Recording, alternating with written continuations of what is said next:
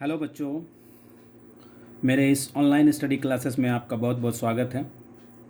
बच्चों, आज हम वर्ग दसम के विज्ञान विषय का पहला अध्याय, जिसका शीर्षक है रासायनिक अभिक्रिया एवं समीकरण, का अध्ययन करेंगे।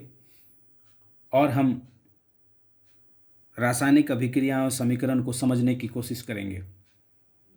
बच्चों, जैसा कि हम जानते हैं कि विज्ञान जो है वो अन्वेषण का विषय है, यानी खोज का विषय है। तो हम ये जानने का प्रयत्न करेंगे कि रासायनिक अभिक्रिया क्या है और रासायनिक अभिक्रिया कैसे होती है। तो बच्चों, जैसा कि मैंने पहले ही कहा कि किसी भी अध्याय का अध्ययन करने से पहले हमें उसके शीर्षक को समझना होता है कि आखिर उसका शीर्षक वो कहना क्या चाह रहा है। जैसा कि हमने कहा कि रासायनिक अभिक्रिया एवं समीकरण का अध्ययन करेंगे, इसका मतलब ये हुआ कि पहले हम रासायनिक अभिक्रिया का अध्ययन करेंगे, उसके बाद फिर हम रासायनिक समीकरण का अध्ययन करेंगे।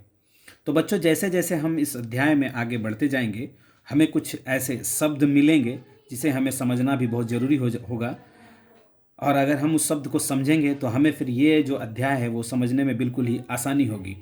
तो उसमें से कुछ ऐसे शब्द आएंगे जैसे कि तत्व आएंगे, यौगिक आएंगे, अभिक्रिया आएंगे, अभिकारक आएंगे, उत्पाद आएंगे, उत्सर्जन आएंगे, परिवर्तन आएंगे, और ऐसे बहुत सारे शब्द आएंगे। और जैसे जैसे हम आगे बढ़ते जाएंगे वैसे वैसे मैं इन शब्दों का आपको मतलब बताता चलूँगा, ताकि हमें इस अध्याय को समझने में आसानी हो।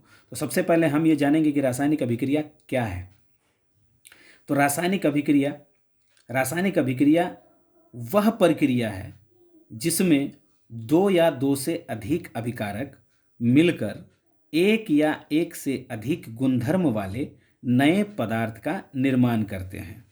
इसको हम यूं कहें, वह प्रक्रिया किसी प्रोसेस को कहते हैं, वह प्रक्रिया जिसमें दो या दो से अधिक अभिकारक मिलकर एक या एक से अधिक गुणधर्म वाले नए पदार्थ का निर्माण करते हैं, रासायनिक अभिक्रिया कहलाते हैं।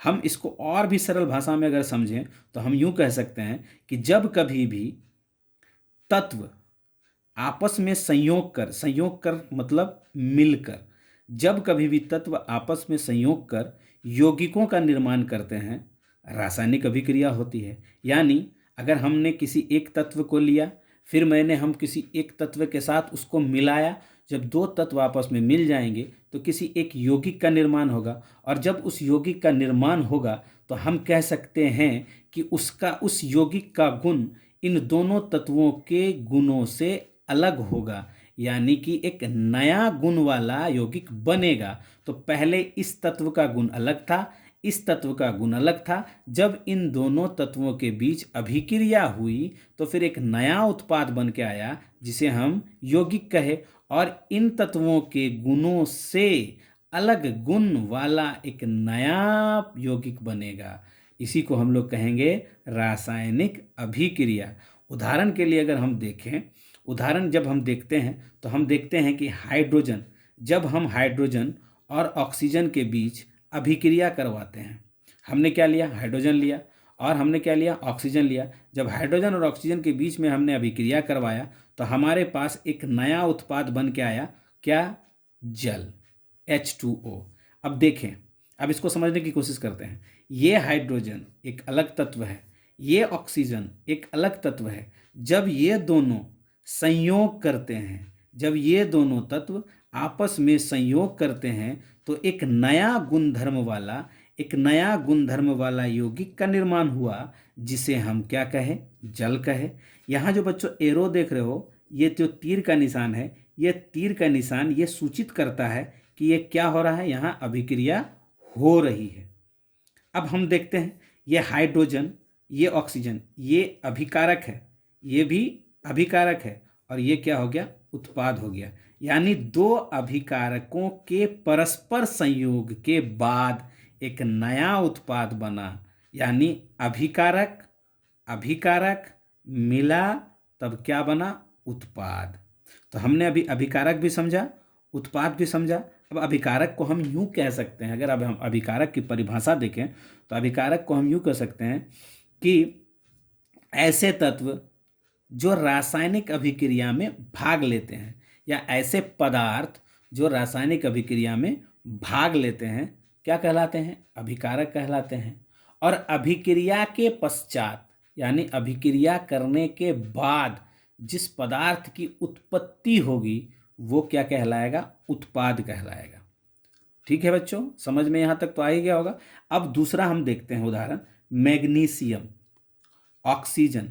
जब हम एक मैग्नीशियम का फीता लेते हैं, एक मैग्नीशियम रिबन को लिए, उस मैग्नीशियम रिबन को जलाए, और जब हम ये जानते हैं कि जब भी कोई वस्तु जलती है तो किसकी उपस्थिति में जलती है? ऑक्सीजन की उपस्थिति में जलती है। तो वो मैग्नीशियम रिबन को जब हमने जलाया तो जलने के बाद वो क्या होगा?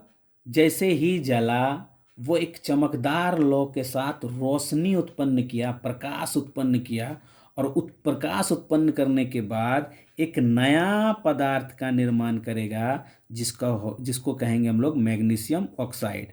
तो देखिए, ये मैग्नीशियम एक तत्व, ये ऑक्सीजन भी एक तत्व, मैग्नीशियम ऑक्सीजन यानी दो तत्व मिलने के बाद एक नए पदार्थ का निर्माण किए, मैग्नीशियम ऑक्साइड।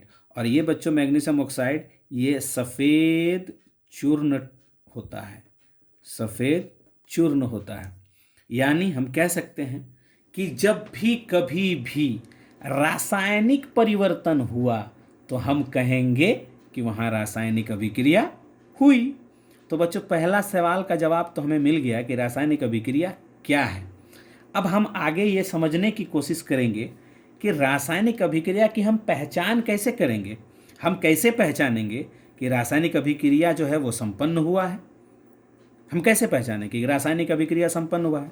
तो जब भी हम किसी रासायनिक अभिक्रिया को देखते हैं, या हम यूँ कहें कि जब कोई भी अभिक्रिया संपन्न होती है तो उसमें जो परिवर्तन होंगे, उसमें जो परिवर्तन आएंगे, उस परिवर्तन के आधार पर हम उस अभिक्रिया को पहचानते हैं। तो कैसा परिवर्तन होगा जिसके आधार पर हम पहचानेंगे कि रासायनिक अभिक्रिया हुई है? तो सबसे पहले हम देखेंगे, जैसे ही रासायनिक अभिक्रिया होगी और रासायनिक अभिक्रिया होने के बाद उत्पाद बनेगा, तो वहाँ पर सबसे पहला जो चीज़ होगा वो होगा कि पदार्थ का जो अवस्था है उस अवस्था में परिवर्तन होगा। जैसा कि हम जानते हैं कि पदार्थ की कितनी अवस्थाएं होती है। अभी तो फिलहाल हम लोग 3 पढ़ते हैं, आगे भी हम लोग आगे पढ़ेंगे 5 अवस्थाएं, है ना। प्लाज्मा, फिर बुकमिंस्टर फ्लोरीन आएगा। तो जैसे ही हम पदार्थ की अवस्था की बात करेंगे तो पदार्थ की अवस्था कितने होते हैं? 3 होते हैं। अभी तो फिलहाल हम लोग 3 ही पढ़ रहे हैं, ठोस, द्रव और गैस। तो पदार्थ की अवस्था में परिवर्तन होगा, यानी अगर कोई 2 ठोस पदार्थ मिल रहा है तो वो हो सकता है कि वो गैस में बदल जाए, हो सकता है कि एक ठोस है एक द्रव्य है, हो सकता है आगे जाके द्रव्य बन जाए। जैसा कि हम यहाँ देखें, हाइड्रोजन क्या है? गैस है। ऑक्सीजन क्या है? गैस है। लेकिन जब दोनों ये परस्पर संयोग किया या जब दोनों परस्पर मिला, अब मिल करके जब अभिक्रिया किया तो अभिक्रिया करने के बाद क्या बनाया? जल बनाया। और जल क्या है? लिक्विड है। तो बताओ कि ये भी है गैस, ये भी है गैस। अब जो नया उत्पाद बना वो क्या बन गया? द्रव्य बन गया। इसका मतलब इसके अवस्था में परिवर्तन हुआ कि नहीं? पदार्थ की अवस्था में परिवर्तन हुआ, तो हम कह सकते हैं कि वहाँ रासायनिक अभिक्रिया हुई। तो जब भी हम किसी रासायनिक अभिक्रिया के पहचानने की कोशिश करेंगे तो हम उस अभिक्रिया के दौरान होने वाले परिवर्तनों के आधार पर हम कह सकते हैं कि वहाँ पर रासायनिक अभिक्रिया हुई है। तो पहला क्या है? पदार्थ की अवस्था में परिवर्तन। दूसरा क्या होगा? रंग में परिवर्तन। हो सकता है कि अभिकारक का रंग कुछ और हो, और जब अभिक्रिया किया तो उसके बाद जो उत्पाद जो बना उसका रंग कुछ अलग हो जाए। दूसरा, गैस का निष्कासन या उत्सर्जन। उत्सर्जन मतलब होता है निकलना, निकालना। निष्कासन मतलब ही होता है निकलना, यानी गैस का निकलना। हो सकता है कि अभिक्रिया हुई, अभिक्रिया होने के पश्चात गैस निकला। तो इन सब चीज़ों का अध्ययन भी हम आगे करते जाएंगे, समझेंगे कि कहाँ पर क्या गैस निकल रहा है, कहाँ पे ऊष्मा निकल रहा है। ठीक है। तापमान में परिवर्तन। हो सकता है कि अभिक्रिया के पूर्व जो है उसका टेम्परेचर अलग था, लेकिन जैसे ही उत्पाद बना वहाँ पर टेम्परेचर अलग हो गया। तो इन सब परिवर्तनों के आधार पर हम ये पहचानेंगे कि रासायनिक अभिक्रिया संपन्न हुई है। तो बच्चों यहाँ तक मुझे लगता है कि आप सबको समझ में आ गया होगा कि रासायनिक अभिक्रिया क्या है। और जैसा कि मैंने कहा था कि विज्ञान जो है वो अन्वेषण का विषय है, विज्ञान खोज का विषय है, तो सबसे पहले हम ये जानेंगे कि रासायनिक अभिक्रिया क्या है, रासायनिक अभिक्रिया कैसे होती है। तो हमें पहले प्रथम प्रश्न का जवाब तो मुझे लगता है कि मिल ही गया होगा और आप लोगों को अच्छे से समझ भी आ गया होगा। अब हम दूसरे प्रश्न की ओर बढ़ते हैं कि रासायनिक अभिक्रिया कैसे होती है। बच्चों, रासायनिक अभिक्रिया अ, हम यूँ कहें कि रासायनिक अभिक्रिया में जो अभिक्रिया करने वाले पदार्थ होते हैं, जैसे कि मान लो जैसे कि यहाँ पर हाइड्रोजन है और ऑक्सीजन है, ये दोनों अभिक्रिया करने वाले पदार्थ हैं, यानी इसे हम अभिकारक भी कहते हैं। ठीक है, तो रासायनिक अभिक्रिया में जो अभिक्रिया करने वाले पदार्थ होते हैं उनके परमाणुओं के बीच, यानी हाइड्रोजन का परमाणु और ऑक्सीजन का परमाणु, इन दोनों के परमाणुओं के बीच का जो बंधन होता है वो टूटने लगता है। टूटने लगता है मतलब देखो, अगर कोई भी परमाणु एक दूसरे परमाणु के साथ जुड़ा है तो वो समझ लो कि वो किसी बंधन के साथ जुड़ा है, जिसको हम लोग बॉन्ड कहते हैं। ठीक है, यहाँ पर हाइड्रोजन के दो परमाणु हैं। अगर हाइड्रोजन के दो परमाणु है यानी इस हाइड्रोजन के दो परमाणु आपस में किसी बॉन्ड के साथ जुड़े होंगे। ठीक है, तो जैसे ही रासायनिक अभिक्रिया होगी तो जो अभिक्रिया करने वाले पदार्थ होते हैं यानी जो अभिकारक होते हैं, उनके बीच के जो बंधन होते हैं यानी उनके बीच का जो बॉन्ड होता है वो टूटने लगता है, टूट जाता है। और फिर जैसे ही अभिक्रिया हो जाएगी, अभिक्रिया होने के बाद जो उत्पाद का निर्माण होगा, जो नया उत्पाद बनेगा, उस उत्पादों के बीच के जो परमाणु होते हैं उनके बीच जो है वो एक नया बॉन्ड बनेगा।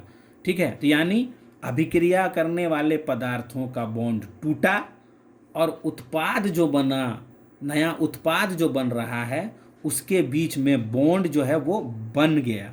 और ये बॉन्ड टूटना बनना, टूटना बनना, टूटना बनना, एक तरफ जो है बॉन्ड टूट रहा है, दूसरी तरफ बॉन्ड जुट रहा है यानी बॉन्ड बन रहा है। तो ये प्रक्रिया जो है ये सदैव मतलब चलते रहती है। ये जो नया नया बंधन का बनना, नया नया बॉन्ड बनना, बॉन्ड टूटना, और ये प्रक्रिया सदैव चलते रहती है। और इसी प्रकार रासायनिक अभिक्रिया भी होती रहती है। तो बच्चों, आशा करते हैं कि आपको ये जो रासायनिक अभिक्रिया, हमने दो सवाल हमने उठाए थे। पहला सवाल रासायनिक अभिक्रिया क्या है और रासायनिक अभिक्रिया कैसे होती है। आशा करता हूँ कि आप लोग इसको समझ गए होंगे और अच्छे से समझ गए होंगे। ऐसे हम इस चैप्टर में आगे और भी बहुत कुछ है। अब हम लोग जो अगला टॉपिक पढ़ेंगे वो रासायनिक समीकरण पढ़ेंगे। तो उम्मीद करते हैं कि आपको मेरा ये ऑनलाइन स्टडी क्लासेस का ये वीडियो अच्छा लगा होगा। आप मेरे चैनल को सब्सक्राइब करें और ज़्यादा से ज़्यादा शेयर करें ताकि आपके जो और भी मित्र हैं वो भी इस वीडियो को देखें और कुछ ज्ञान अर्जित कर सकें। धन्यवाद, धन्यवाद, धन्यवाद।